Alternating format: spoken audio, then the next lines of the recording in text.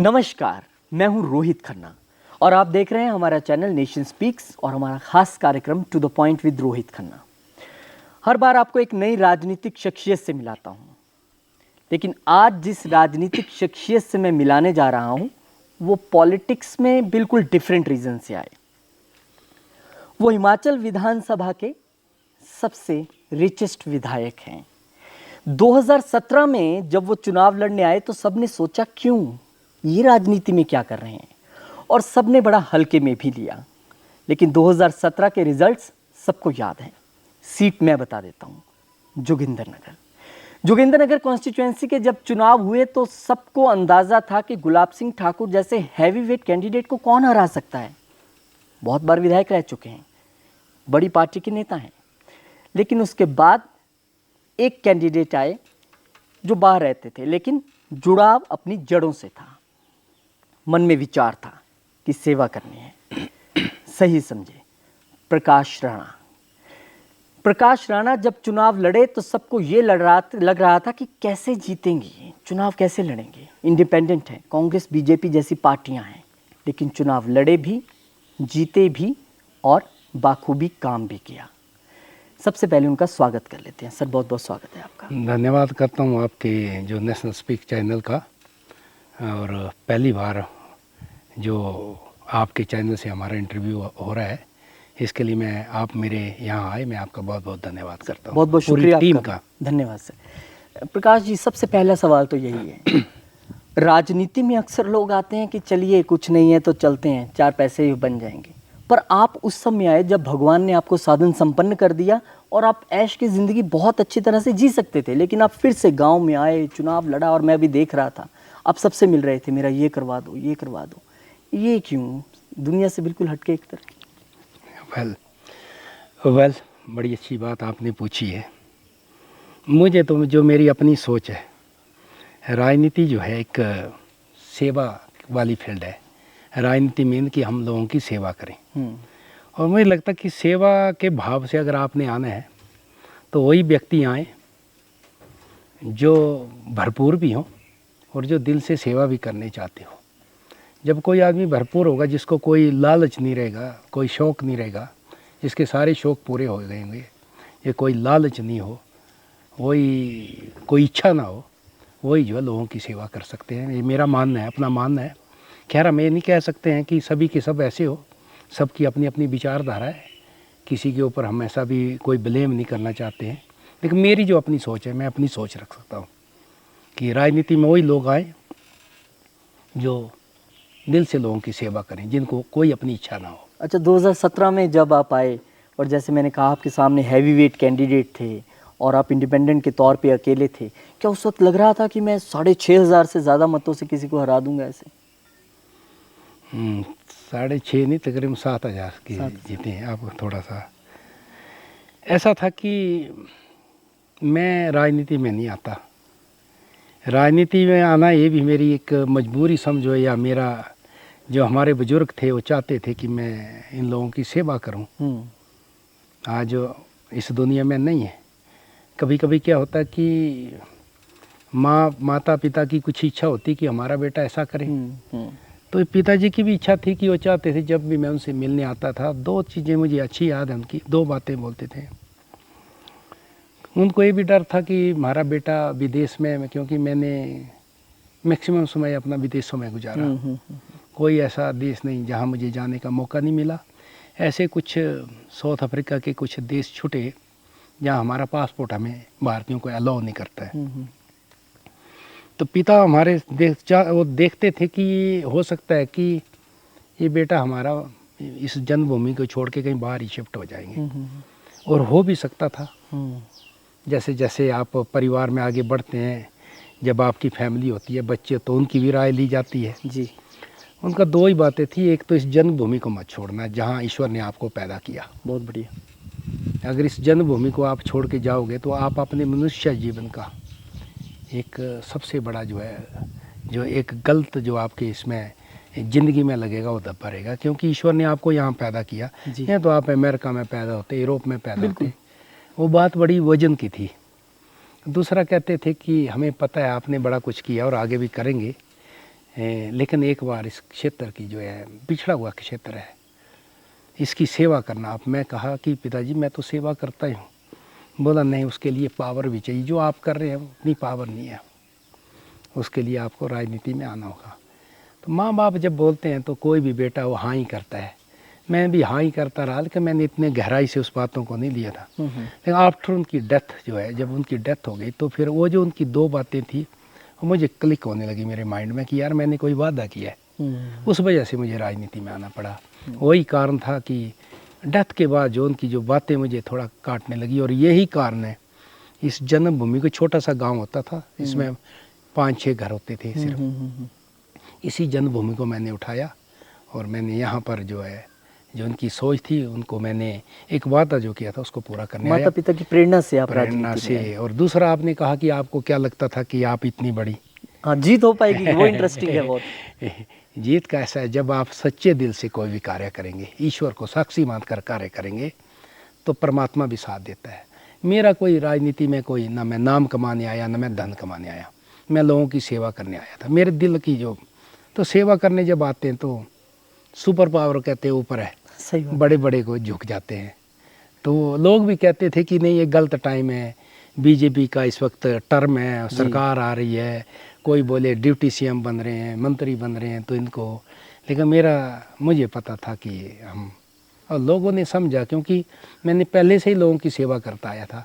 लोग चाहते थे कि प्रकाश राणा जैसा आदमी आए और कुछ होगा, यही विश्वास लोगों ने, लोगों का आशीर्वाद मिला, भरपूर आशीर्वाद मिला हमें। और ये सीट जो है काफ़ी पहली बार जो है इस जूनियर कंस्टिट्यूंसी में, जो कि 32,000 कुछ 33,000 के तकरीबन वोट मैंने अटैच किए। आज तक इस कंस्टिट्यूंसी में इतने वोट किसी नेता को नहीं पड़े हैं, पहली बार हुआ है कि इंडिपेंडेंट को इतने वोट मिले। जी बिल्कुल ठीक कहा आपने। और एक बड़ी डेवलपमेंट ये रही कि 4.5 साल आप इंडिपेंडेंट रहने के बाद अब आपने बीजेपी का दामन थामा है। उसके पीछे का रीज़न क्या है कि पहले क्यों नहीं और अब क्यों, और बीजेपी ही क्यों? पहले ऐसा था कि पहले भी मैंने कोशिश की, ऐसा नहीं कि मैंने टिकट नहीं मांगा है, लेकिन मुझे टिकट नहीं दिया गया। मांगा मैंने, मांग रखी, सब नेताओं से मिला, लेकिन टिकट हमें नहीं मिला। और अब जब एक तो भारतीय जनता पार्टी, एक मैंने ऐसी पार्टी देखी, वो अपने भारतवर्ष की, दुनिया की सबसे बड़ी पार्टी है। आज मुझे गर्व है, मैं गर्व महसूस करता हूँ कि आज मैं उस पार्टी का सदस्य हूँ, कार्यकर्ता हूँ, जो भारतवर्ष की दुनिया की सबसे बड़ी राजनीतिक पार्टी है, नंबर 1। नंबर 2, जिस तरह से मैंने देखा आदरणीय हमारे प्रधानमंत्री मोदी जी जो देश के लिए कर रहे हैं, मैं बड़ी गहराई से देखा, उनकी हिस्ट्री भी पूरी पढ़ी उनका मैंने, तो उससे लगता है कि ये सच्चे भक्त हैं, सच्चे लोग हैं, देश को कुछ करना चाहते हैं। तीसरी बात है, हमारे मुख्यमंत्री जयराम ठाकुर जो है, ये एक बहुत ही शरीफ आदमी है, ईमानदार आदमी है। आप देखें 5 सालों के अंदर, पौने 5 साल हो गए, कोई बता दे कोई भ्रष्टाचार का, छोटी मोटी बात भी नहीं है, बड़ी तो छोड़ो। एक गरीब के, एक किसान के बेटे हैं, उन्होंने गरीबी देखी नहीं, झेली भी है, और उनकी जो सोच अलग है, वो बहुत कुछ करना चाहते हैं। सही है कि कोरोना कराना रहा, उनको इतना कुछ करने नहीं मिला, लेकिन इसीलिए जो बोला उन्होंने हमारे लिए भी वो करा। और जब पार्टी ज्वाइन करने की तो हम क्यों नहीं करेंगे, जब देश के प्रधानमंत्री की तरह कोई है ही नहीं। जो मुख्यमंत्री हमारे जयराम ठाकुर है, उन्होंने हमारा भरपूर सहयोग किया, जो बोला वो किया है, तो हम कैसे ऐसे लोगों को पीछे छोड़ सकते हैं। 4.5 साल के कार्यकाल को आप कैसे देखते? पौने 5 साल, अब तो कहना चाहिए कि 2-3 महीने बचे हैं। देखो, मैं एक बिजनेसमैन हूँ, मैं हर चीज़ को बड़ी गहराई से देखता हूँ। मैंने आर्थिक स्थिति भी हिमाचल की देखी कि भाई हिमाचल में क्या है। सबसे पहले मैं हूँ या आप हो, कोई भी हो, हमें एक गर्व होना चाहिए कि हम एक हिमाचली हैं। अगर हिमाचल का भला होगा, हिमाचल का भला होगा तो हमारा होगा। हिमाचल एक ऐसी स्टेट है, थोड़ा सा भी समस्या है इसमें, फाइनेंशियली स्टेट कमज़ोर है, इतने साधन आय के नहीं है, फिर भी हम आगे चल के बड़े कुछ करेंगे, जो एक हमारी भी सोच है कि हम क्या कर सकते हैं हिमाचल के लिए। लेकिन मैं चाहता हूँ कि हम हिमाचल के लिए बड़ा कुछ करेंगे, ये भी मैं आपको कह देना चाहता हूँ। तो हिमाचल के लिए जैसे आप, अगर मैं एक ही बात कहूँ कि मुख्यमंत्री ने आज सबसे पहले बड़ा कुछ इस हिमाचल को किया, खासकर गरीबों के लिए। गरीबों के लिए अगर ये देखें कि आज एक हेल्थ कार्ड आदरणीय मोदी जी ने जो शुरू किया, 5 लाख का एक गरीब इलाज करवा सकता है। आदरणीय हमारे मुख्यमंत्री जी ने हिम केयर निकाल दिया उसके बंदे। आज पूरे जो है, मेरे को लगता 90% लोग जो उसके कमरे में। बिल्कुल। आज यहाँ पर बिजली बिल जो 125 यूनिट फ्री किया। आज मुझे लगता कि हिमाचल में छोटे छोटे मकान हैं। ये नहीं कि बिजली का उत्पादन अभी होने लगा या प्रोडक्शन ज़्यादा बढ़ गया। गरीबों के लिए कैसे राहत दें। 125 यूनिट फ्री करना कोई छोटी मोटी बात नहीं है। आज जो पेंशन थी उन्होंने, जयराम ठाकुर ने जो है, हमारे मुख्यमंत्री ने, जो 80 साल में लगती थी बुढ़ापा पेंशन जो है, आज जो है वो 60 साल में लग रही है। देखो कितना बड़ा सरकार को वजह पड़ा है। ये किसके लिए? गरीबों के लिए। ऐसी कई योजनाएं हैं, एक नहीं है। आज पानी बिल भी उन्होंने फ्री कर दिया, चाहे 100 ही रुपया हो। आज अगर देखा जाए तो अगर महिलाओं के लिए, मातृशक्ति के लिए उन्होंने बस टिकट भी अदा किया। ये और कोई ऐसा हिमाचल का कोई भेदभाव की राजनीति उन्होंने नहीं की। उनको पता पूरा हिमाचल उठेगा, हर कंस्टिट्यूंसी उठेगी तो हिमाचल उठेगा। पर इसके बावजूद कांग्रेस बड़ी हमलावर रहती है, बहुत सारे इल्ज़ाम कांग्रेस पार्टी लगाती है, चार्जशीट बीजेपी के खिलाफ तैयार कर रही है। ओपोजिशन का काम तो है ही है। अगर वो नहीं बोलेंगे तो उनको ओपोजिशन कौन बोलेगा? ये तो हर इसका रहता है, इनके पास बचा भी कुछ नहीं है। ओपोजिशन में एक नया प्लेयर अभी दस्तक दे रहा है, आम आदमी पार्टी। कैसे देखते हैं आप उसको? आम आदमी पार्टी का हिमाचल में कोई रोल नहीं रहेगा, क्योंकि जनता भली भांति जानती है कोई दिल्ली मॉडल यहाँ हिमाचल में चलने वाला नहीं है। यहाँ तो कोई ऐसा इनकम भी नहीं है। जैसे दिल्ली में तो छोटा सा एरिया है, रिच अपना वो स्टेट है, काफ़ी इंडस्ट्री एरिया वहाँ पर है। आप देखो तो सही, हिमाचल के तो जैसे अगर सर्दी आती है तो बर्फ़ ही बर्फ़ होता है, कई नुकसान होते हैं। आज बारिश का समय है तो देखो पूरा हिमाचल में इतना बड़ा नुकसान हुआ है, 1700 करोड़ जो क्रॉस कर चुका है इस वक्त। तो ये कोई इनको जो हिमाचल का आदमी वही इसको चलता है। आप सोचे कि दिल्ली से बैठकर या हिमाचल में चले, मुझे नहीं लगता है। आपको क्या लगता है कि एक इंडिपेंडेंट विधायक के तौर पे काम करवाना थोड़ा मुश्किल रहता है अपनी कॉन्स्टिट्यूएंसी में, रेदर देन कि अगर आप पावर में हैं, अगर आप सत्ता में हैं तो थोड़ा इजी हो जाता है? It is depend on the CM. मुख्यमंत्री के ऊपर डिपेंड है कि मुख्यमंत्री आपके किस सोच के। मैंने कहा जयराम ठाकुर की सोच ही अलग है। वो मेरा इंडिपेंडेंट का नहीं किया। कोई आप जहाँ पर कांग्रेस का विधायक है, बता दो कि वहाँ भी अगर 100 करोड़ की अगर वहाँ स्कीमें नहीं लगी हो तो मुझे तो बता दो। कोई एक ही कंस्टिट्यूंसी बता दो, मेरे से ज़्यादा नॉलेज आप रखते हैं, आप चैनल वाले हैं, मुझे एक तो बता दो कि कौन सी कंस्टिट्यूंसी में काम नहीं हुआ। उन्होंने भेदभाव की राजनीति नहीं की है। मुख्यमंत्री के काफ़ी करीबी हैं आप, और माना जाता है कि प्रकाश राणा बहुत एक घनिष्ठ संबंध रखते हैं और बहुत आप पे विश्वास भी करते हैं। मुख्यमंत्री इस चीज़ को ऐसी भली भांति, जो मुख्यमंत्री बनता है उनको सब पता रहता है कि प्रकाश राणा का कोई भी मकसद नहीं है।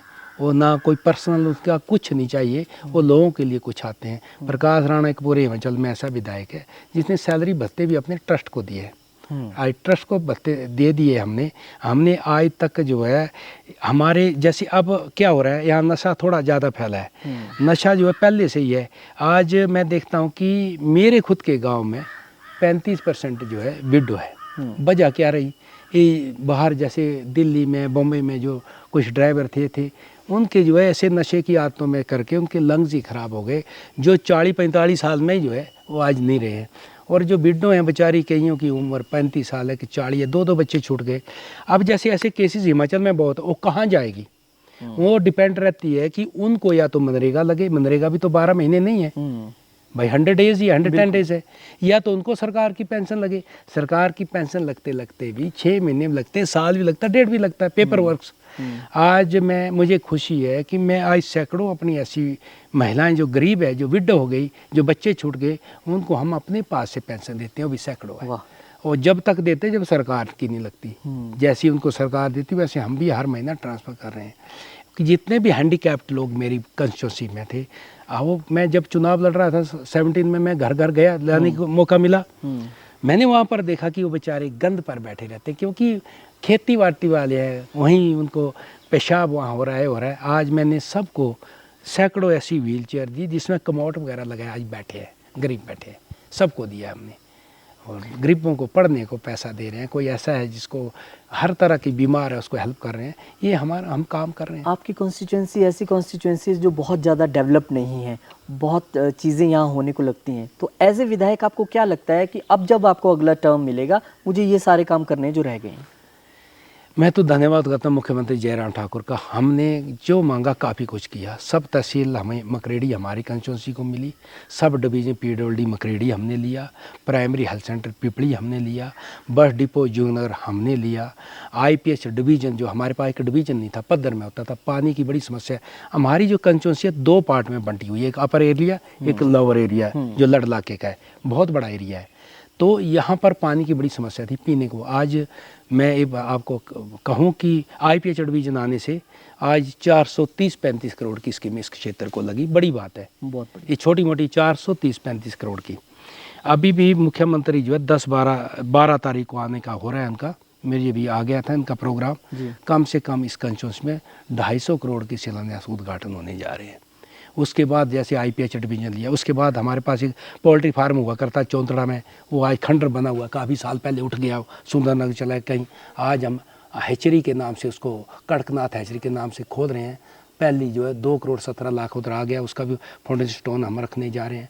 हमने एक कम्युनिटी भवन चौंतड़ा में बनाया, चौंतड़ा में इंडोर स्टेडियम, उसके लिए 98 लाख उसको आ गया। उसके लिए चौंतड़ा के लिए हमने चौंतड़ा जो ऊपर है एक साइंस ब्लॉक लिया, उसके लिए 2.25 करोड़ आया। लड़ बढ़ोले जो इलाका पड़ता है यहाँ पर हमने ITI ली, चालू हो गई। सिविल हॉस्पिटल हमको उन्होंने दिया, एक एक्स सर्विसमैनों की कैंटीन वो हमें दी। गौ सदन जो है डिस्ट्रिक्ट मंडी का सबसे बड़ा बनने जा रहा है लड़ बढ़ोल में, उसके लिए 2,10,00,000 की इंस्टॉलमेंट पहली आ गई, इसको 5 करोड़ तक खर्च होगा। उसके बाद अटल आदर्श विद्यालय जो है वो लड़ बढ़ोल में खुलने जा रहा है, उसका भी फाउंडेशन स्टोन हम रखने जा रहे हैं। यानी ऐसी जो लंबी लिस्ट है जो हो चुकी है और हो रही है। और फिर भी कुछ ऐसा जो आपको लगता है यार मुझे अगली टर्म में वो भी करना है, वो अभी एक यहाँ पे कमी लगती है आगे के लिए? देखो ये तो विकास है, विकास तो कंटिन्यू चलता है। अब नई चीज़ें जब लोगों को जितना चीज हो गया उतना और चाहते हैं। अच्छा प्रकाश जी, एक चीज़ और है, मैंने हिंदुस्तान में सब जगह देखा है, चाहे MP हो, MLA हो या इवन MC क्यों ना हो, एक रिवायत है, वो बाहर जाते हैं किसी कंट्री में 10-15 दिन लगा के आते हैं, कहते हैं वहाँ से सीख के आए हैं, हम भी यहाँ चेंजेस लाएंगे। आप तो रहे ही बाहर हैं, तो कभी मन में ऐसा आता है कि यार वहाँ की चीज़ें जो होती है ना मैं यहाँ लेके आऊँगा जैसे मर्जी? हर चीज़ को समय लगता है। जब पावर आपके पास आएगी तो सब कुछ होगा, उसका वेट करना पड़ता है। अब हम तो इतना कह सकते हैं, दूसरों ने करना नहीं करना। हमारा जो एक नॉलेज है, जो हमें बहुत अच्छी बात आपने कही, हमने जैसे जो देश में जाते गए एक नया नॉलेज हमें देखने को मिला है, बड़ा कुछ। मैं एक ऐसा व्यक्ति हूँ जिसने अपना जीवन 0 से शून्य से चालू किया है जी। तो बड़ा कुछ जो शून्य से 0 से उठकर अगर यहाँ तक पहुँचता है तो कोई खासियत बहुत बड़ी बात, वो आपको सोचना होगा इसके लिए। इसमें बोलने की बातें नहीं होती है, लेकिन हर चीज़ का एक समय आता है। हम भी देख रहे हैं कि हमने अब मेरी एक ही सोच है, जो बाकी का जीवन मैं हिमाचल को और अपनी जनता को दे दूं, बाकी हमें और कुछ नहीं है। आगे चल के हमने बड़ा कुछ है जो नॉलेज है, कैसे हिमाचल को कैसे करना है, क्या करना है, ये आगे चल के आपको नजर आएगा। चलिए अब महासंग्राम की बात करते हैं जो 2022 का होने वाला है। इस बार प्रकाश राणा कमल का फूल हाथ में लेके जाने वाले हैं।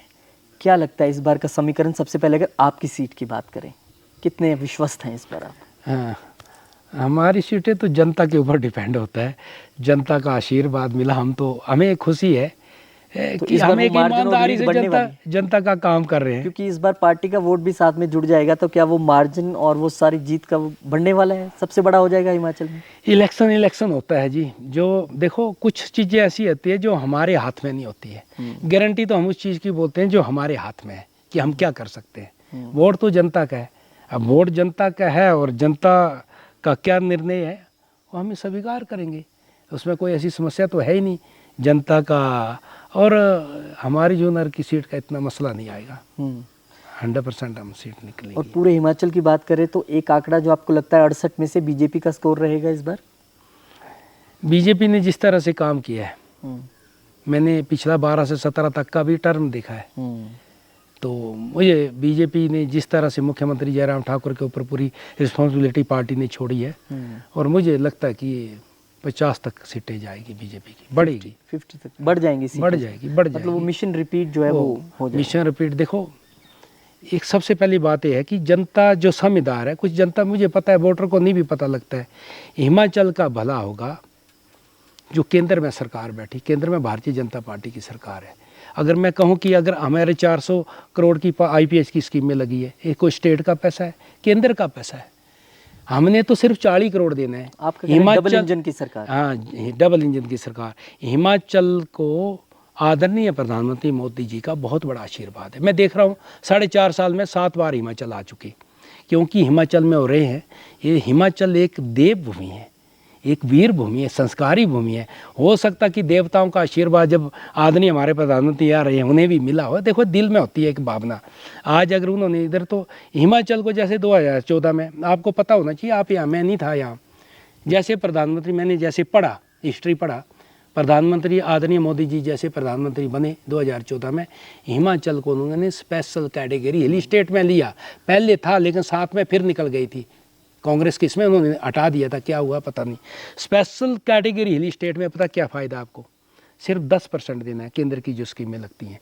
बाकी जो राज्य हैं उनको 40 से 50% देना पड़ता फिर भी कांग्रेस ये कहते हैं कि प्रधानमंत्री आते हैं हिमाचल वादियों में घूम के चले जाते हैं, देते तो कुछ नहीं है। भाई ये तो उनकी अपनी सोच है। मैं एक बिजनेसमैन हूँ, मैं समझ सकता हूँ कि प्रधानमंत्री का क्या रोल है। आज हिमाचल के लिए कौन सी कमी छोड़ी है, मुझे तो नहीं, इनकी बात ही नहीं समझ आती है। कितने मेडिकल कॉलेज आए, आज बड़े बड़े जो है मेडिकल इंस्टीट्यूट यहाँ आ रहे हैं, क्या मुझे नहीं समझ आ रही भी कौन से तरीके से कहते हैं। अब कभी कभी एक ही बात करेंगे भाई, अगर हिमाचल में भारतीय जनता पार्टी की सरकार डबल इंजन की केंद्र में, तभी हिमाचल का भला होगा। हिमाचल की आर्थिक स्थिति इतनी अच्छी नहीं है, I know very well, Himachal की आर्थिक स्थिति खराब है। अगर हम केंद्र का हमें सहारा नहीं हो तो हिमाचल बहुत मुश्किल में आएगा।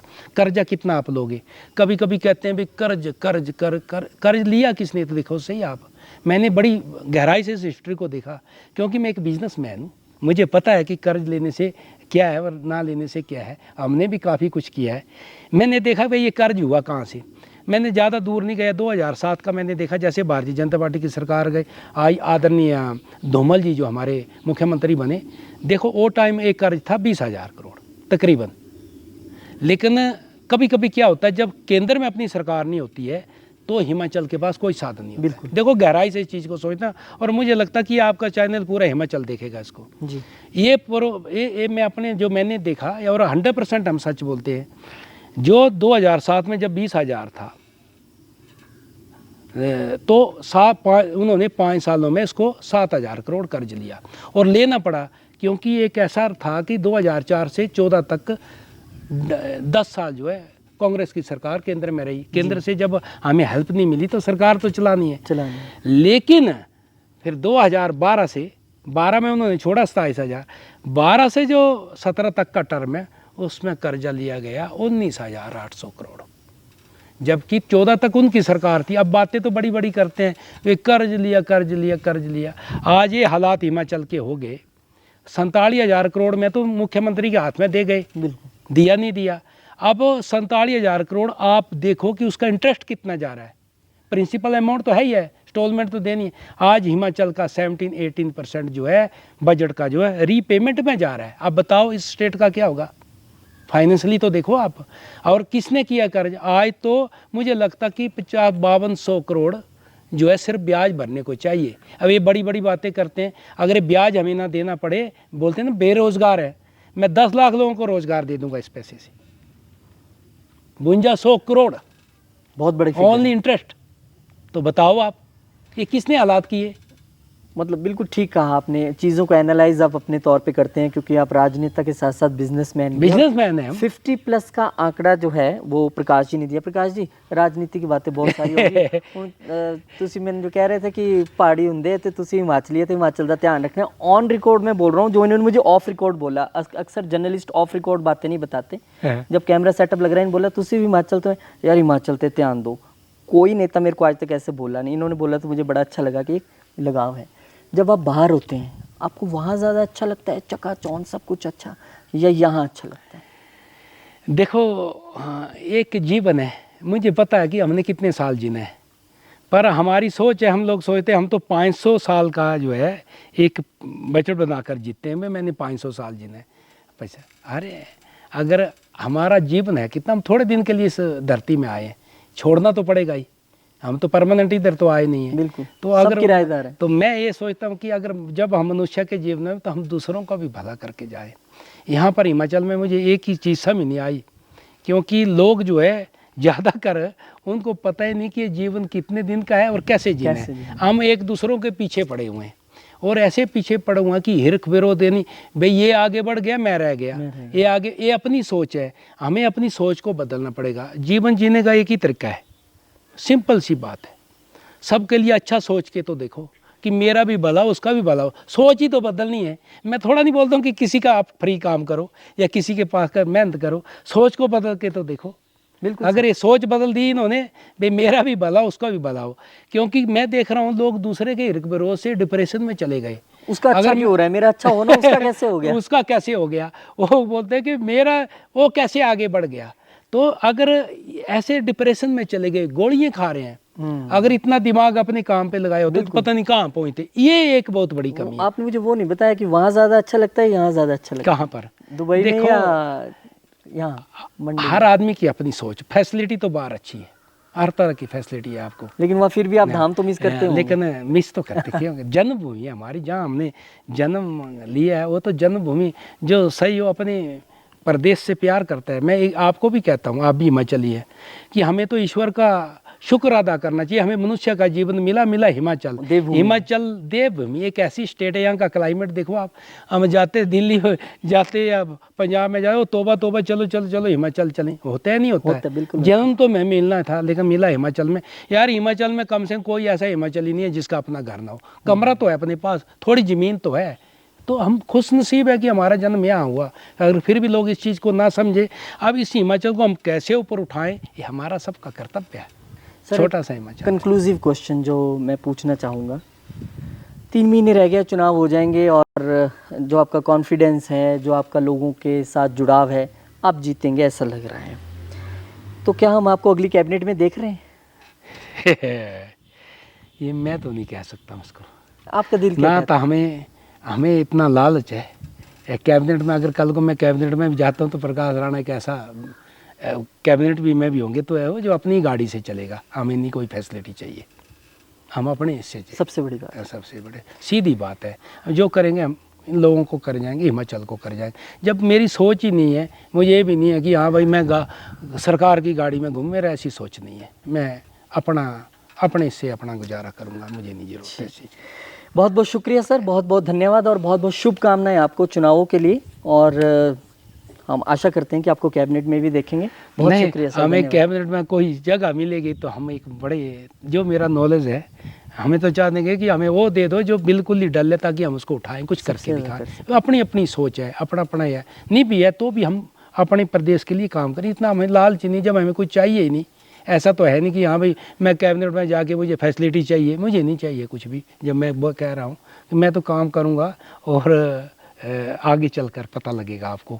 जो मैं एक सोच बना कर आया हूँ कि मैं इस प्रदेश को, अपने क्षेत्र को कुछ करके जाऊँ। ईश्वर ने मुझे मौका दिया तो भी ठीक है, नहीं दिया तो हम तो परमात्मा की जो फैसला होता है उसको मैंने कभी भी, मैं अपना सिर्फ मेरी जीवन की एक ही दो आते रही है जो मैं आपको बता देना, पूरा हिमाचल को भी आप बताओ कि आदमी जो है कभी भी फल की इच्छा ना करे। क्या बात। जो फल की इच्छा करेगा वो हमेशा परेशान रहेगा। इच्छाएं तो कभी पूरी नहीं होती, कभी नहीं। हम तो अपना कर्म करते हैं और फल जो है परमात्मा के ऊपर, रिजल्ट उसका ईश्वर के ऊपर चढ़े। अगर हमें नहीं भी होगा तो भी मुझे खुशी है। मैं तो ये चाहता हूँ कि परमात्मा ने मुझे अच्छा किया, हो सकता है और बेहतर हो, और बेहतर हो। हम फल की इच्छा ही नहीं रखते। हम यही हमारा कि जीवन जीने का ये है। चलिए, बहुत बहुत शुक्रिया सर, धन्यवाद प्रकाश जी, और बहुत बहुत शुक्रिया आप लोगों का भी। और अच्छा लगता है क्योंकि मुझे आज ज़्यादा अच्छा इसलिए लग रहा है क्योंकि एक ऐसे नेता जो सैलरी नहीं लेते हैं, अपनी गाड़ी से चलते हैं, भत्ते नहीं लेते हैं, दान कर देते हैं, और जिनका राजनीति में आने का मकसद कुर्सी नहीं है, पैसा नहीं है, सेवा है। अच्छा लगता है जब हिमाचल के लिए कोई सोचता है, देश के लिए कोई सोचता है। बहुत बहुत शुक्रिया। आपको इसी तरह से एक और नई राजनीतिक शख्सियत से मिलाऊंगा, तब तक आप बने रहिए हमारे चैनल के साथ। नमस्कार। धन्यवाद आपका और पूरी टीम का मैं धन्यवाद करता हूँ। बढ़िया आपका नॉलेज है, जो आपने क्वेश्चन किए वाकई पूरा हिमाचल भी इसको देखे और सुने, इसलिए मैं आपका बहुत बहुत धन्यवाद करता हूँ। और आप लोग यहाँ आए, आप उसका भी धन्यवाद। और आपने मुझे इसके लायक समझा, इंटरव्यू लिया, उसका भी मैं धन्यवाद करता हूँ। शुक्रिया। जो जनता का रिस्पॉन्स आया तो उसमें तो बाकी और कोई पार्टियां टिक नहीं रही है। जो सच्चाई है जो लोग में आप इमेजिन कर सकते हैं, इसी ऑफिस में पिछले 4-5 दिनों से लगभग 5,000 लेडीज यहाँ पे मेरे को बधाई देने आई है। तो उसका क्या मतलब करंट है, भारतीय जनता पार्टी का करंट है। आप क्या सोच रहे हैं कि 2 पार्टियां चुनाव लड़ती है? यहाँ पे एक पार्टी की 2 पार्टियां होती है। कांग्रेस पार्टी उसमें भी 2 पार्टियां लड़ेगी, भारतीय जनता पार्टी उसमें भी 2 पार्टी, स्वाभाविक है। ये तो ये कुछ आगे से लड़ते हैं, कुछ पीछे से लड़ते हैं।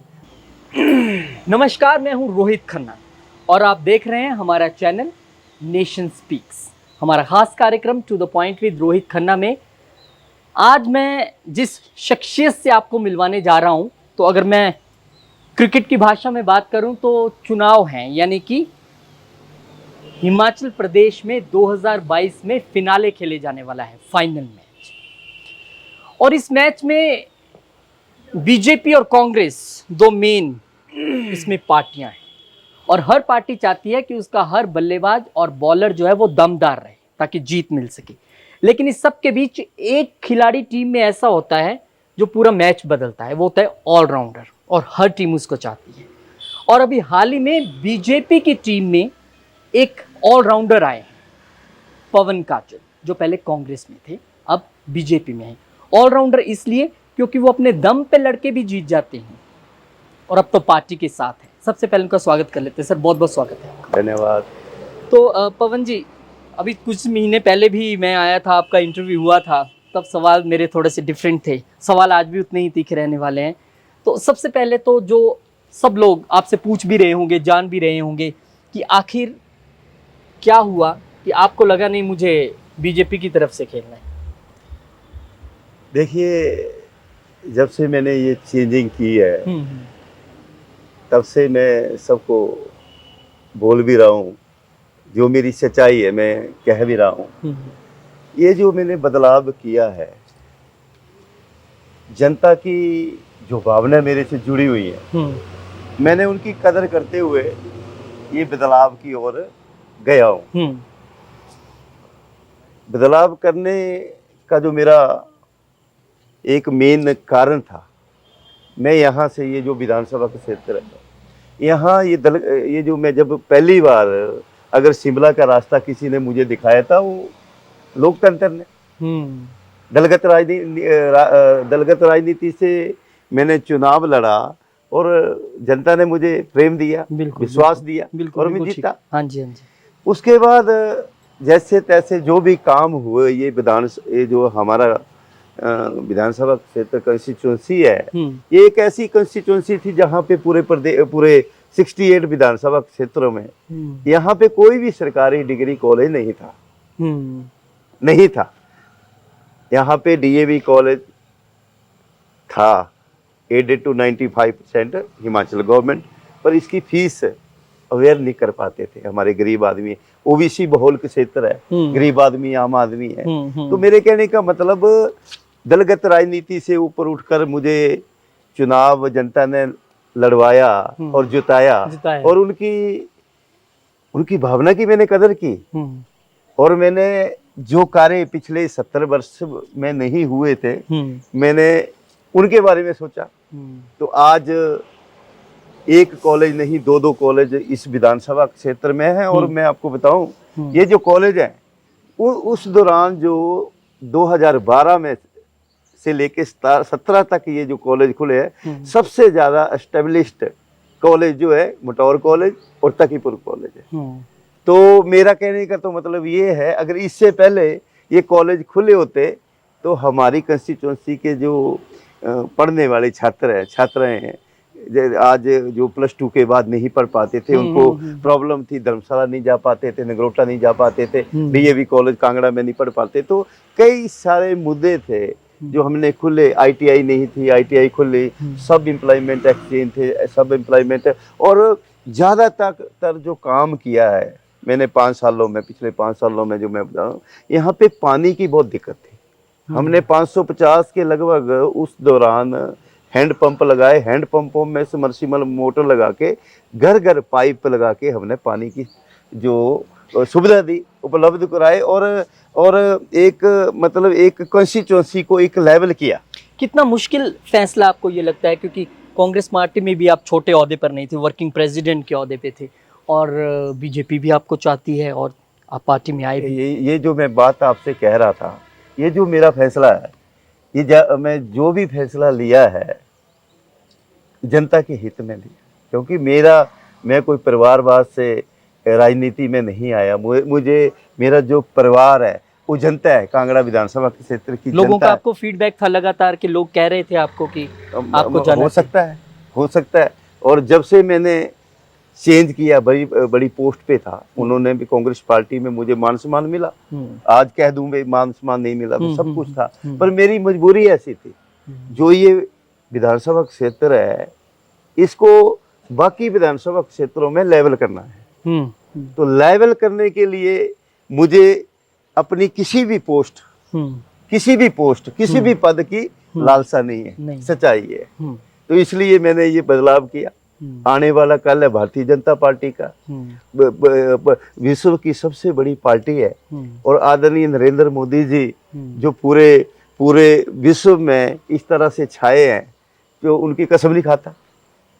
पूरे देश भर में, आप पूरे देश भर में मोदी जी का नाम है, पूरे विश्व भर में मोदी जी का नाम है। इसी तरह जो आप विश्व की सबसे बड़ी पार्टी हो, विश्व की सबसे बड़ी पार्टी, और इतने के छोटे से प्रदेश के उसके हेड हो, कितनी बड़ी बात है, कितनी बड़ी बात है। तो ये जो भारतीय जनता पार्टी, जो ये हिमाचल प्रदेश में जो मान सम्मान है, इसलिए जनता आने वाले टाइम में भारतीय जनता पार्टी। आप तो अपने दम पे भी चुनाव लड़ चुके हैं, जीत चुके हैं, और आई थिंक ये सवाल थोड़ा सा मुझे हो सकता है कि ना भी पूछे तो भी चल जाएगा, और पूछ लेते हैं। पार्टी में आए हैं तो पहले बात हुई होगी कि टिकट आप ही को यहाँ से मिलेगा पार्टी। टिकट तो जनता देती है, टिकट की नहीं होती ज़्यादा फिक्र फाकर। अगर टिकट यहाँ की जनता देती है, जो मेरे को 2012 में भी दी, 17 में भी दी, उन्होंने 22 में भी दी नहीं। तो ये सच्चाई है, टिकट का तो ठीक। चलिए, मैं वही इसलिए कह रहा था कि ये सवाल बनता नहीं। आप विनिंग कैंडिडेट हैं, पार्टी आपको खुद से लेके आई है, और आप चुनाव भी लड़ने वाले हैं। अब एक हाइपोथेटिकल क्वेश्चन थोड़ा सा, क्योंकि अभी चुनाव कौन हारेगा कौन जीतेगा ये तो भविष्य के घर में है। अगर जैसे मिशन रिपीट की बात चल रही है, मिशन रिपीट हो जाता है, तो पवन काजल एक सीनियर लीडर हैं, एक बड़ी कांगड़ा जैसी जगह को रिप्रेजेंट करते हैं जहां सबसे ज़्यादा सीटें आती हैं, तो क्या हम पवन काजल को कैबिनेट में देखने वाले हैं? नहीं, ये जो सारी बातें होती है, ये भविष्य के घर में छुपी हुई है। इसको हम मतलब वक्त से पहले नहीं हम कुछ कह सकते, ये सच्चाई है। अब ये इलेक्शन जो है 3 महीने बाद 4 नवंबर में होंगे, नवंबर एंड में होंगे। उसके बाद जो सरकार बनेगी, पहले तो सबसे बड़ी बात होती है सरकार बनने में 35 से लेके 40-42 सीटें जिसके पास आए, तभी अगली बात होती है। तो इस बार ज़्यादा प्रेशर भी फील कर रहे होंगे, क्योंकि पहले तो आपको अपनी सीट जीतना है, वो कोई मुश्किल बात आपके लिए होता नहीं था। अब पार्टी ने जिम्मेदारी दी है कि पूरी कांगड़ा बेल्ट में आपको पार्टी को जिताना भी है, खुद भी जीतना है। कितना प्रेशर फील कर रहे हैं? देखिए, प्रेशर जब होता है, जब बनता, जो कोई भी एमएलए है, विधायक है, वो जनता के बीच ना हो, और इलेक्शन आने मतलब जब चुनाव आते हैं और जनता के बीच जाए, प्रेशर तब होते हैं। हमने लगातार पिछले 10 सालों में, 9.5 पौने 10 सालों में जनता के बीच ही रहे। नहीं, आपकी सीट की तो ठीक है, बाकी सीटों की कैसे? बाकी सीटें समझे नहीं बात आप। पूरा देश बदल रहा है, देश बदल रहा है, जनता बदल गई, हमें भी बदलना पड़ा। सच्चाई तो ये आज जो मैंने ये पार्टी चेंज की, ये जो मैंने पार्टी चेंज की, पार्टी चेंज करने का जो मेरा एक मन में था कि इतनी बड़ी मुझे वहाँ भी मान सम्मान मिला था, अब मैंने पार्टी चेंज की, जो रिस्पॉन्स आया, जो जनता का रिस्पॉन्स आया, तो उसमें तो बाकी और कोई पार्टियां टिक नहीं रही है। जो सच्चाई है, जो लोग में आप इमेजिन कर सकते हैं, इसी ऑफिस में पिछले 4-5 दिनों से लगभग 5000 लेडीज यहाँ पे मेरे को बधाई देने आई है। तो उसका क्या मतलब करंट है, भारतीय जनता पार्टी का करंट है। कांग्रेस की तरफ से जब आपने स्विच ऑन किया, इधर आए, तो आपको वहां से भी मनाने की कोशिश तो भरपूर रही होगी, फोन कॉल बहुत आए। एक्चुअली ऐसा है, अब कोई भी ऐसा काम करता है, मेंटली प्रिपेयर जब होता है तो बैलेंस नहीं बनाता हूँ। उसका एक कारण छोड़ने का ये भी रहा कि कांग्रेस के बीच की जो गुटबंदी रही है, खेमेबाजी रही है, या खींचोताना, आपको लगा कि इस सब के बीच तो चुनाव नहीं लड़ा जा सकता, या इस सब के बीच जीतना मुश्किल रही? कई बार ऐसा होता है ना सर, जब किसी पार्टी ने किसी, जैसे पिछले मैं जिस पार्टी में रहा, उन्होंने बड़ा मान सम्मान दिया और आज मैं इस पार्टी में आ गया, और उनकी मैं पार्टी की जो बीच की बातें हैं वो भी शेयर कर दूं तो वो भी हमारे उसमें नहीं है। चलिए, मतलब बड़े बड़े मॉरल है। नहीं ये बहुत अच्छी बात है। देखिए ना? ये बहुत सारे लोगों को पार्टी स्विच करते देखा होगा पार्टी के खिलाफ। ये इनकी एक, मैं मुंह पे तारीफ कर रहा हूँ कि वो कह रहे हैं कि मुझे पिछली पार्टी के बारे में कुछ नहीं बोलना, मेरा एजेंडा विकास है, मुझे उसी पे बात करनी है। ये बहुत अच्छी बात है। अब बात विकास की है, आपको क्या लगता है कि सरकार बन जाएगी, वैसे अब अभी भी आपकी सरकार है, बीजेपी की सरकार है, नेक्स्ट टर्म में कौन से ऐसे काम हैं जो पवन काजल चाहते हैं कम से कम अपनी कांगड़ा कॉन्स्टिट्यूएंसी के लिए यहाँ पे किए जाएं? एक्चुअली देखिए ना, मैंने पहले भी कहा, मेरा जो जनता जनार्दन है, जनता के लिए ये जो भी मैंने उनकी भावना की कदर करते हुए मैंने काम किया, इसीलिए मैंने बदलाव किया। मुझे मान सम्मान वहाँ भी किया, प्रदेश के टॉप 10 में मेरी जगह थी, और ये जो बदलाव किया, जो विधानसभा है हमारी एक कांगड़ा, ये पिछड़ी हुई थी। पिछली बार हमने 2 कॉलेज, ITI सब एम्प्लॉयमेंट, आपको जो मैंने कहा, आने वाले टाइम में इसका मेरा सपना है इसको मॉडल विधानसभा बनाएंगे, क्योंकि कांगड़ा जिला, कांगड़ा की 15 विधानसभा क्षेत्र है और ये सदर कांगड़ा है। कांगड़ा को तो वैसे भी मतलब, तो ऐसा मेरा मानना है, ये सभी बिंदुओं को देखते हुए ही मैंने बदलाव किया, और आज बदलाव किया, जनता ने माना है कि बिल्कुल बहुत अच्छा काम किया, ठीक किया, असली जगह आगे, ठीक जगह आगे, और वक्त को पहचानते हुए वक्त में आप आगे, तो सभी ने। पर एक बात सच ये भी है कि वो कहते हैं ना कि ये एक तरह की घर वापसी नहीं, मैं इसे कहूँगा कि आप पहले भी कहीं ना कहीं जुड़े रहे, 2012 से पहले भी कहीं ना कहीं थोड़े एक्टिव रहे, पार्टी के प्रति आपका सॉफ्ट कॉर्नर भी रहा। जैसा ना, जब सेवा करनी है ना, जनता जनार्दन, सेवा करनी तो जनता के लिए करो, फिर क्या है, मतलब जहाँ जनता के लिए, अपने लिए करना होता, मैंने अपने लिए कुछ करना होता तो मैं तो वर्किंग प्रेसिडेंट था, अगला चुनाव मैंने जीतना था, वो सबको पता था, मैं उससे ऊपर ही जाना था। तो जनता के लिए ये जो हमारी पिछड़ा हुआ विधानसभा क्षेत्र है, इसके लिए मुझे ये बदलाव भी करना पड़ा। आप पार्टी में आए, पार्टी मजबूत हुई, बड़े नेता सारे खुश हैं और उनको लग रहा है कि पार्टी को एक नई मजबूती मिली है, बड़े अच्छे हमारे पास, हम इनको ओपनिंग में खिलाएं, मिड में खिलाएं, जहां भी खिलाएं ये अच्छा ही खेलेंगे। लेकिन उस सब के बावजूद क्यों यहाँ पे थोड़ा सा विरोध के स्वर आपके खिलाफ देखने को मिले, ऐसा क्यों? सर ऐसा है, जब बड़ा परिवार होता है, ये छोटा मोटा तो चलता ही है, ये कोई एक पार्टी में नहीं होता है, 2 पार्टी में। यहाँ आप क्या सोच रहे हैं कि 2 पार्टियां चुनाव लड़ती है? यहाँ पे एक पार्टी की 2 पार्टियां होती है। कांग्रेस पार्टी, उसमें भी 2 पार्टियां लड़ेगी, भारतीय जनता पार्टी, उसमें भी 2 पार्टी, स्वाभाविक है। ये तो ये कुछ आगे से लड़ते हैं, कुछ पीछे से लड़ते हैं, तो ये तो है जो जीता वो उसके अंदर। आपकी जिस तरह की शैली है, कोई इसमें 2 राय नहीं है कि आप चुनाव आने से पहले सबको अपना मुरीद बना लेंगे, और आपने वो कार्य मेरे को लगता है शुरू भी कर दिया होगा, और बहुत सारे लोग अब इकट्ठे मिलकर चलने के लिए तैयार भी होंगे। बिल्कुल, मतलब मैं आपको बताऊं, बड़ी इंटरेस्टिंग स्टोरी है।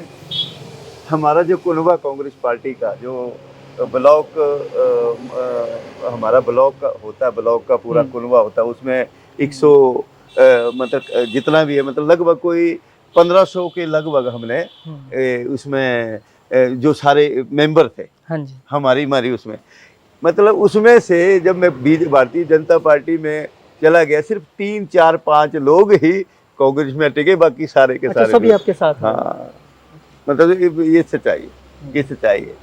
यही कारण था जब 2012 से 17 तक मैं पहले दलगत राजनीति से ऊपर, जब 17 से मैंने, फिर हमने डिसाइड किया, ऐसा नहीं है मैंने खुद, हमने जो 17 में भी यहाँ पे बुला के हमने 2000 अपने वर्कर को बुलाया कि हम किस पार्टी से इलेक्शन लड़े, तो उन्होंने कहा, मैंने कहा मैं खुद चाहता था कि मैं द्वारा आजाद लड़ूं, तो यहाँ पे बुद्धिजीवी जितने भी है कि कोई किसी भी पार्टी से लड़िए, आप चाहे भारतीय जनता पार्टी से लड़िए, चाहे आप कांग्रेस पार्टी से लड़िए, पर पार्टी से लड़िए। तो इस हिसाब से हमने कांग्रेस पार्टी में थे, राजा वीरभद्र सिंह के करीबी थे, इसमें 2 राय नहीं है ना, कहने की बात हो, तो उन्होंने टिकट दिया, फिर जीते। तो अब क्या समीकरण आपको इस बार लग रहे हैं, क्योंकि दोनों पार्टियों में आप, कांग्रेस में आप रहे, बड़े ऊंचे ओहदे पे थे, स्ट्रेटेजीज में शामिल होते होंगे, अब आप बीजेपी में हैं, क्या लगता है इस बार का, अगर मैं एक ना बीजेपी के पॉइंट ऑफ व्यू ना कांग्रेस के पॉइंट ऑफ व्यू, क्योंकि पवन काजल तो आजाद भी लड़ते रहे, 2022 की तस्वीर क्या लग रही है? 2022 की जो तस्वीर है ना, मैंने पहले भी बोला, करंट है। भारतीय जनता पार्टी का करंट इतना, जो मैंने अपनी विधानसभा में किया, अगर ऐसा ही सारी कंस्टिट्यूंसी में हुआ तो फिर तो यहाँ पे मतलब 45-50 सीटें द्वारा भारतीय जनता पार्टी ले रही है। जो करंट मैं बोल रहा हूँ, देखो ना, मैंने बदलाव किया, बदलाव 1500 में से जो कट्टर कांग्रेसी थे उसमें से 50 लोग तो मुझे बोलते कि आपने अच्छा नहीं किया। किसी ने भी नहीं बोला। जो जो कट्टर कांग्रेसी भी थे, पुराने कांग्रेसी भी थे, उन्होंने कहा कि समय रहते वक्त जो ये वक्त है, जो बदलाव किया वो आपने अच्छा किया। 4.5 साल आप एक तरीके से विपक्ष में थे, और जब मेरी आपसे लास्ट इंटरव्यू हुई तो डेफिनेटली, क्योंकि आप कांग्रेस पार्टी में हैं तो पार्टी के नज़रिए से बात करनी होती है, वक्तव्य रखना होता है। लेकिन अब मैं अगर पूछूं 4.5 साल में जयराम सरकार के ऐसे कौन से काम हैं जो पवन काजल को पसंद आए और उनको यहाँ आना पड़ा? ऐसा ना, एक तो जो आदरणीय मोदी जी की मुरीद है लोग, इस बात को दोहराए नहीं है। दूसरी बात, आदरणीय नड्डा जी इतनी बड़ी पार्टी, विश्व की सबसे बड़ी पार्टी, और हिमाचल प्रदेश के निवासी है। दूसरा, आदरणीय जयराम ठाकुर जी पहली बार मुख्यमंत्री बने, शालीन मुख्यमंत्री, डायनामिक मुख्यमंत्री, और उन्होंने जो पिछले बीच में कोरोना काल आया, कोरोना काल होते हुए भी प्रदेश को इस सिस्टम से चलाया, मतलब काबिले तारीफ है। जो सच्चाई है, ठीक है, कई तरह की बातें होती रहती है, हर किसी को आप खुश नहीं कर सकते, हर किसी की बातें हम सारे काम नहीं कर सकते, हर विधानसभा को, पर फिर भी उनकी कार्यशैली मतलब जो जाने जाती है वो अपनी कार्यशैली से जाने जाते हैं। और यहाँ पे जो लोग हैं, 2 साल कोरोना काल रहा, चाहे कई बातें करते, कई होते कि मुफ्त का राशन दे रहे हैं, तो आदरणीय मोदी जी की जो नीतियां हैं जो ग्राउंड पे आई हैं, तो लोग उनके साथ हैं। चाहे ये हिमाचल गवर्नमेंट की भी जो ऐसी कोई जन योजनाएं हैं, जैसे आप मुख्यमंत्री कन्यादान योजना है, मुख्यमंत्री दूसरी एक इन्होंने लड़की की शादी के लिए। और सबसे बड़ी बात आपको बताऊं, मैं सबसे बड़ी बात आपको बताऊं, भगवान ना करे कोई दुख बीमारी आए, भगवान ना करे दुख बीमारी किसी को आए, आप किसी भी हॉस्पिटल में चले जाओ, छोटी बीमारी से लेकर बड़ी बीमारी तक 1 रुपया नहीं लगता है। मतलब ये कारण है, ये जो करंट आपको मैं बता रहा हूँ भारतीय जनता पार्टी का, ये है असली करंट। और दूसरी बात, जो आदरणीय मोदी जी जो पैसे देते हैं, जो किसानों को पैसे देते हैं, किसान निधि योजना के तहत जो 1 साल का 6,000 रुपये जो देते हैं, तो लोगों का जो मन है, लोगों का जो मानना है, कोई भी रिश्तेदार है 500 रुपया उधार, 500 रुपया नहीं देता, 500 रुपया नहीं देते हैं, मोदी जी 6,000 रुपया दे रहे हैं। अच्छा, आप दिल्ली गए थे, मोदी जी से मुलाकात नहीं, मोदी जी से बात नहीं, मोदी जी से बात क्यों करनी, मोदी जी की जो नीति है, रैली करने के लिए मोदी जी की जो नीतियां हैं, मोदी जी की नीतियां हैं, वो जनता तक पहुंचे तो हम मिल ले। यहाँ आने वाले आपके लिए रैली करने को? मोदी जी आएंगे, हिमाचल में आएंगे, सारी जगह आएंगे। अच्छा, वोट की कैलकुलेशन आपने कर ली होगी, क्योंकि आजाद के तौर पे आप जीते, और अब जब आप कांग्रेस से यहाँ पे आए तो कांग्रेस की वोट लेके आए, और बीजेपी में आए तो बीजेपी की वोट भी मिलेगी। तो लग रहा है कि इस बार पवन काजल की जो जीत है वो लार्जर देन लाइफ, मतलब और ज्यादा अंतर बढ़ने वाला है, क्योंकि कई वोट बैंक जुड़ जाएंगे। कोई दो राय नहीं, पहले बताए तो कुछ सुन रहे होने, कोई विरोधी हो गए तो कमेंट्स नेगेटिव करेंगे, ऐसे करेंगे, तो ये सारी चीजें जो है भविष्य के घर में होती है, तो इसको पहले नहीं बोल सकते। बाकी जनता जनार्दन। कैसा चल रहा है आजकल चुनाव प्रचार, कैसा चल रहा है आपका?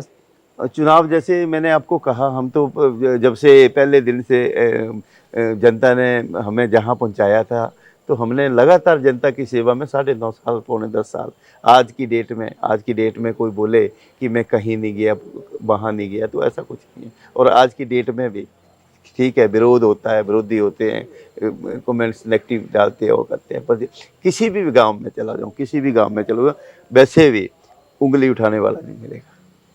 जो हमने जिस हिसाब से हमने सीधी बात करने वाले हैं, किसी को लारा लगाने वाले नहीं है, जो काम हो जाए उसको काम कर देते हैं, उसको नहीं होने वाला तो हाथ जोड़ के मना कर देते हैं। आपके बीजेपी में ज्वाइन करने के बाद यहाँ कोई बीजेपी के सीनियर लीडर यहाँ विजिट करके गए हैं आपके पास? हाँ, मैक्सिमम जो हमारे जो मंडल के कुछ नेचुरली होता ही है, जैसे कोई टिकटार्थी होते हैं, टिकटार्थी हो, महत्वाकांक्षी हो, तो सबको लोकतंत्र है, डेमोक्रेसी है, सबको इलेक्शन लड़ने का हक है ना, और सबका बनता भी है टिकट मांगना। तो जब मेरा यहाँ पे ज्वाइन करने के बाद कईयों को लगा होगा कि ये टिकटार्थी हो गया, तो ऐसा नहीं, टिकट तो तय हाई कमान करेगा, उसमें मापदंड होते हैं, उसमें क्राइटेरिया फिक्स होता है, क्राइटेरिया में जो पास होगा उसी को टिकट मिलेगी।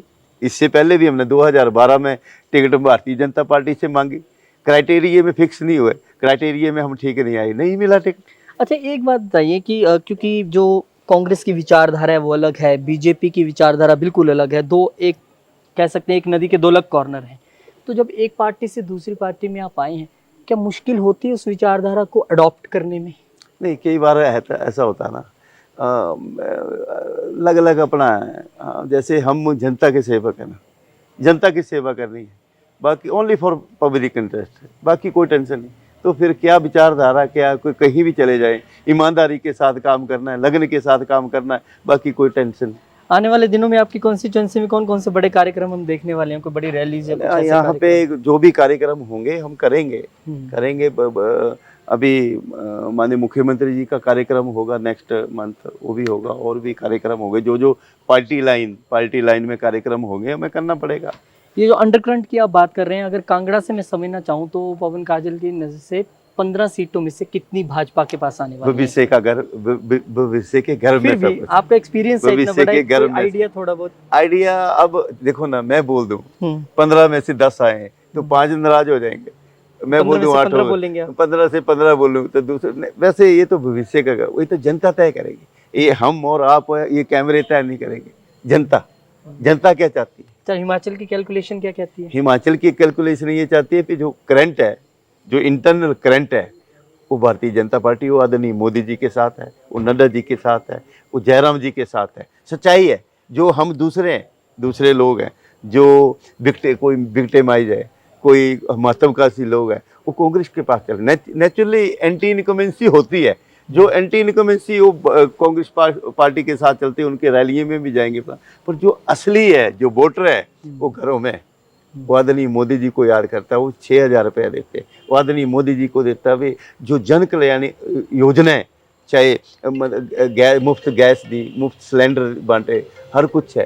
तो कई लोग बातें करते हैं कि मुफ्त कर दिया, पर जिसको मिला, जो गरीब आदमी को मिला, उसके लिए अच्छा ही है। तो ये कुल मिला के जितनी भी भारतीय जनता पार्टी की जो योजनाएं हैं, जो जन कल्याण योजनाएं हैं, जनता उस पे फिदा है। चलिए ठीक है सर, बहुत बहुत शुक्रिया, बहुत बहुत धन्यवाद। और पिछली बार जब मैंने इंटरव्यू किया तो आप वर्किंग प्रेसिडेंट थे कांग्रेस के, आज आप बीजेपी में हैं, और मैं उम्मीद करता हूं कि अगला इंटरव्यू करूं तो मैं किसी कैबिनेट मिनिस्टर के साथ इंटरव्यू कर रहा हूं। Thank you. ऐसी शुभकामनाओं के साथ बहुत बहुत शुक्रिया, आपने समय दिया, बहुत बहुत धन्यवाद। और बहुत बहुत शुक्रिया आप लोगों का भी, क्योंकि हम जब फील्ड में जाते हैं, जब सवाल पूछते हैं, तो आप सबका फीडबैक हमारे पास होता है, किस तरह के सवाल होने चाहिए, क्या चीज़ें आप सोच रहे हैं जो हमें पूछनी चाहिए, और हम वो पूछने की कोशिश करते हैं। मिलेंगे एक नई राजनीतिक शख्सियत के साथ कार्यक्रम to the point with Rohit Khanna में। फिलहाल दीजिए इजाजत, नमस्कार। नमस्कार, मैं हूं रोहित खन्ना, आप देख रहे हैं हमारा चैनल। और आज की जो बड़ी खबर, क्योंकि चुनाव है हिमाचल में, और जाहिर सी बात है चुनाव है तो अब आपको गारंटी हर जगह मिलेगी, आपका जीवन बदल देने की गारंटी। अब ये गारंटी क्या सरकार भी बनाएगी, ये भी एक सवाल है, क्योंकि जिस तरह से गारंटियां दी जा रही हैं, लग रहा है कि अब गारंटी ही एक वो वर्ड है जो कहीं सरकार बना सकता है। बात आम आदमी पार्टी की कर लेते हैं। आम आदमी पार्टी चरणबद्ध तरीके से गारंटी दे रही है। आज चौथी गारंटी दी पालमपुर में। चौथी गारंटी क्या थी? वो गारंटी जो पंजाब में भी दी जा चुकी है कि 18 साल से ऊपर की जो भी महिलाएं हिमाचल की हैं, अगर आम आदमी पार्टी की सरकार बनती है तो उन्हें 1,000 रुपया महीना दिया जाएगा। तर्क ये है कि बहुत ज़्यादा कमाई क्योंकि नहीं होती है लोगों की, और गृहिणियों को अपनी और बच्चों की इच्छा पूरी करनी होती है, उसमें 1,000 रुपया दिया जाएगा। 3 गारंटियां आम आदमी पार्टी पहले ही दे चुकी है। कौन कौन सी गारंटी है? स्वास्थ्य से रिलेटेड गारंटी उन्होंने दी थी ऊना में। इसके साथ साथ उन्होंने जो भी शहीद होगा उसको, जो आर्मी से जुड़े लोग हैं, सैनिक हैं जो उनको 1 करोड़ की फौरी राहत देने की गारंटी दी थी। इससे पहले एक गारंटी उन्होंने शिमला में भी दी थी जो कि शिक्षा से जुड़ी गारंटी थी। अब आम आदमी पार्टी ने तो अभी 4 गारंटी दी, अभी कितनी गारंटी आने वाली हैं नहीं आने वाली हैं भगवान जानता है, लेकिन कांग्रेस 10 कदम आगे। आज शिमला में कांग्रेस ने 1-2 नहीं 10 गारंटियां दे डाली। तमाम बड़े नेता मंच पर मौजूद थे। भूपेश बघेल छत्तीसगढ़ के सीएम, प्रताप सिंह बाजवा कांग्रेस के बड़े लीडर पंजाब से, सचिन पायलट, उसके अलावा जो हिमाचल कांग्रेस के नेता हैं वो भी मंच पे दिखे। प्रतिभा सिंह से लेकर सुखिंदर सुक्खू से लेकर मुकेश अग्निहोत्री तक, राजीव शुक्ला प्रभारी हिमाचल कांग्रेस के, वो भी मंच पर थे। एक एक कर 10 गारंटियां दे दी गई। बोला जा रहा है कि बस एक बार आप सरकार बना दीजिए, गारंटी है आपको ये चीजें मिलेंगी। क्या गारंटी है? सबसे पहली गारंटी ओपीएस बहाल कर दिया जाएगा, यानी कि ओल्ड पेंशन स्कीम 10 दिन के अंदर बहाल हो जाएगी अगर कांग्रेस की गवर्नमेंट आती है, ऐसा कांग्रेस का कहना है। उपभोक्ताओं को 300 यूनिट मुफ्त बिजली दी जाएगी, जो कि आम आदमी पार्टी ने पंजाब में कहा था। आम आदमी पार्टी दिल्ली में ऑलरेडी दे रही है और यहां हिमाचल सरकार 125 यूनिट इसी महीने से अभी मिलना शुरू हुआ है मुफ्त बिजली। 18 से 60 साल की महिलाओं को 1500 रुपए महीने के। किसने कहा है? कांग्रेस ने। 5 लाख युवाओं को रोजगार, कांग्रेस बोल रही है। फलों के दाम तय करने का अधिकार बागवानों को देने का वादा किया है। इसी तरह से युवाओं के लिए 680 करोड़ का स्टार्टअप फंड, हर गांव में मुफ्त इलाज के लिए मोबाइल क्लिनिक, यानी कि नाम बदल गया। मोहल्ला क्लिनिक आम आदमी पार्टी बोलती है, कांग्रेस कहती है मोबाइल क्लिनिक। हर विधानसभा क्षेत्र में 4-4 अंग्रेजी मीडियम स्कूल। गाय व भैंस पालकों से हर दिन 10 लीटर दूध खरीदे जाने और गोबर के 2 रुपए प्रति किलो की दर से गोबर खरीदने की वादा यहां पर किया गया है। कहा गया है सभी वादे जो हैं वो पूरे किए जाएंगे। वादे हमने आपको सारे बता दिए, पर बात यहां पर गारंटी की कर लेते हैं। यह गारंटी शब्द बहुत तेजी से राजनीति में प्रचलन में आ रहा है। शुरुआत आम आदमी पार्टी ने की, दिल्ली में गारंटी दी, पंजाब में गारंटी दी और अब बारी हिमाचल की है। तो फिर कांग्रेस ने सोचा हम क्यों पीछे रहें, जो ये गारंटी देंगे हम उससे 1 कदम आगे हैं। आप 1000 रुपया देने वाले हैं महिलाओं को, हम 1500 देंगे। आपने 300 यूनिट का जिक्र नहीं किया अभी तक, हम 300 यूनिट बिजली भी देने वाले हैं। हम 10 लीटर दूध भी खरीदेंगे, हम गोबर भी आपका खरीद लेंगे 2 रुपए में। सब कुछ बता दिया, कैसे कैसे किसको क्या क्या देना है। अब सवाल ये उठता है कि आप ये क्यों नहीं सोच रहे हैं कि आपकी ये स्टेट 70,000 करोड़ रुपए के कर्जे में है। आप जनता को ये क्यों नहीं बता रहे हैं ये पैसा आएगा कहां से। जिम्मेदारी आपकी है, वोटर आप हैं। आपके पास कोई ये बोलने आए कि मैं आपको ये चीज मुफ्त में दे दूंगा तो आप पूछिएगा जरूर कि पैसा कहां से आएगा। सरकार तो कहीं कमाने नहीं जाती है। रेवेन्यू तो जो टैक्स है, जो तमाम चीजें हैं स्टेट की, वो रेवेन्यू इकट्ठा होता है, उसी से सारी चीजें करनी है। आप पहले से 70,000 करोड़ के घाटे में हैं और आप कह रहे हैं कि और चीजें मुफ्त देंगे, यानी कि सारी चीजों को मल्टीप्लाई कर लिया जाए तो कितना 1000 करोड़ और बनने वाला है। और कब तक मुफ्त देते रहिएगा? क्या राजनीति में अब गारंटी ही सरकार बनाएगी?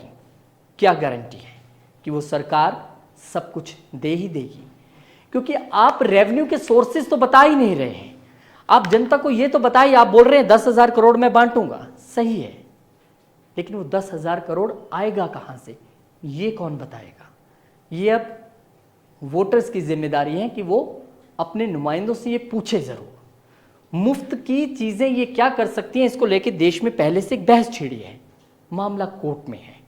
मुफ्त की चीजों से श्रीलंका में क्या हुआ, पूरी दुनिया ने देखा कि वहां पर मुफ्त की चीजें बढ़ती रही और अंत में क्या हुआ। सवाल यह है कि अब राजनीति में एक गारंटी शब्द क्या गारंटी है वो समझ में नहीं आ रहा। उसका कारण यह है कि आप समय समय पर सरकारें चलाते रहे हैं, तब ये चीजें क्यों नहीं हो पाई, अब कैसे हो जाएंगी। और जनता की इस गारंटी की आप जो दे रहे हैं उसकी गारंटी कौन लेगा, ये भी सबसे बड़ी बात है ना। मैनिफेस्टो तो हर बार आता है, सबका आता है। एक मैनिफेस्टो आता है, कैमरे के सामने यूँ पोज दिया जाता है और उसके बाद कोई पूछता तक नहीं है कि भाई साहब वो वादे कहाँ गए। और अब क्या एक बार फिर से अभी दो पार्टियों की गारंटी आई है, बीजेपी की गारंटियाँ या मैनिफेस्टो जिसे हम कह सकते हैं, वो धीरे धीरे सामने आएंगी या नहीं आएंगी, ये भविष्य के घर में है।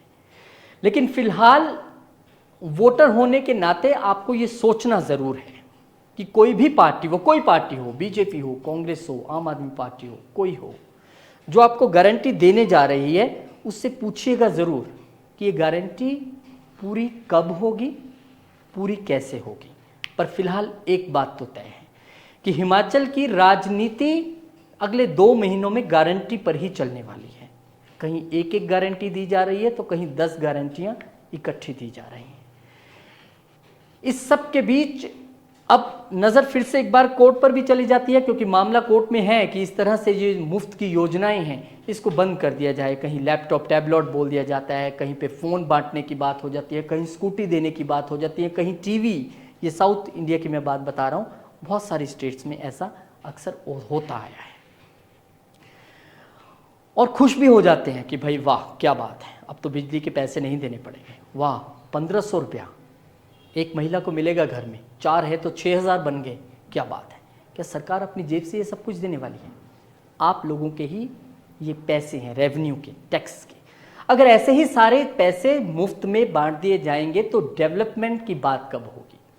क्या किसी ने बताया हम कितनी सड़कें बनाने वाले हैं? ठीक है, कांग्रेस ने आज बोला है कि हम 4 इंग्लिश मीडियम स्कूल हर विधानसभा क्षेत्र में देने वाले हैं। आप पहले से ही देख लीजिए कि जो स्कूलों की हालात, में देश भर की बात करता हूँ, बहुत सारे ऐसे हैं जहाँ पर टीचर्स नहीं हैं या एक है या इंफ्रास्ट्रक्चर ठीक नहीं है। आप उसी को पहले दुरुस्त क्यों नहीं कर लेते? शायद यह वोटर की जिम्मेदारी है कि वो अपने नेताओं से कहे कि देखिए आप पहले जो पहले से चीज़ें हैं उन्हें दुरुस्त कीजिए।